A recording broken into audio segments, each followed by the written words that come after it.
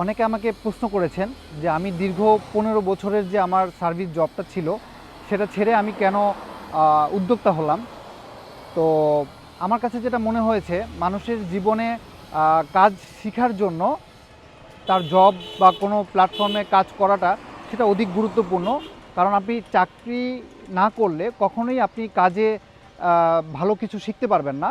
যে আপনি উদ্যোক্তা হলেও যে আপনি যে কাজগুলো আপনি করবেন সেটা শেখার জন্য হলেও আপনার চাকরি দরকার আছে।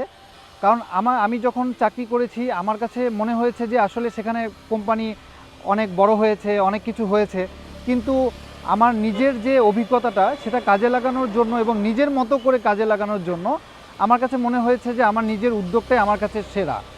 আর এটার জন্য আমি যে কাজটা করছি ওয়াটারলেস কার ওয়াশের জন্য, যেটা বাংলাদেশে একদম প্রথম আমি এটা নিয়ে কাজ করছি, এটা হচ্ছে পানি সাশ্রয় করে। আর এই পানিটা বাঁচালে দেখা যাচ্ছে যে আমরা যে পরিমাণ পানি অপচয় করি বিভিন্ন ক্ষেত্রে, আর গাড়ি ওয়াশের ক্ষেত্রে সেই পানিটা অপচয় হয় অনেক বেশি, প্রায় 200-300 লিটার প্রচুর পানি খরচ হয়। আর অতিরিক্ত পানি খরচ করে গাড়ি ওয়াশ করা, এটা বিশ্বের কোথাও আসলে এরকম সিস্টেমটা নেই। প্রয়োজনে হয়তো বা মাঝে মাঝে করা যায়। তো আমি এই কাজটা করে আমি অনেক স্বাচ্ছন্দ্য ফিল করছি, কারণ এই আমাদের প্রায় 1 লক্ষ ইউজার আছে।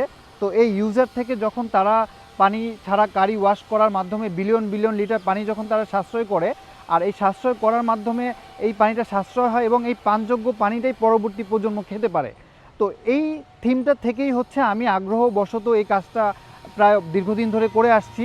আর বর্তমানে এটাকে আরও ছড়িয়ে দেওয়ার জন্য, বিভিন্ন মানুষকে সচেতন করে তোলার জন্য আমি মনে করেছি যে আমার এই উদ্যোগটা ছড়ানোর জন্য আমার এই জবটা ছেড়ে আমি এই উদ্যোগ নিয়ে সামনে এগোতে চাই।